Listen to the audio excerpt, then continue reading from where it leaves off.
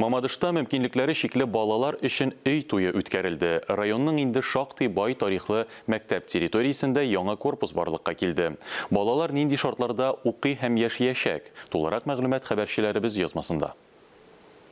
Я шила булочку, она мне очень нравится. Әнә шулай Мамадыш интернат мәктәбендә укучы Гөлнара технология кабинетында үзенә блузка тегә. Өр яңадан җиһазландырылган уку бүлмәсендә тегү өчен барлык мөмкинлекләр дә бар. Шулай ук мәктәптә спортка да зур игътибар бирелә. 2 ел элек Чикагодагы Unified футбол буенча бөтен дөнья турнирында призлы урын яулаган егет-кызлар да биредә укый. 22 года работаю в школе. Мин 22 ел физкультура укытучысы булып эшлим. Дәресләрнең күп өлеше урамда үтә. Яшьлек паркы ачылуга җиңел атлетика, спорт уен төрләрен анда уздырдык. Уку планы буенча залда үткән дәресләр дә бар. Яңа корпус 2000 квадрат метр тирәсе.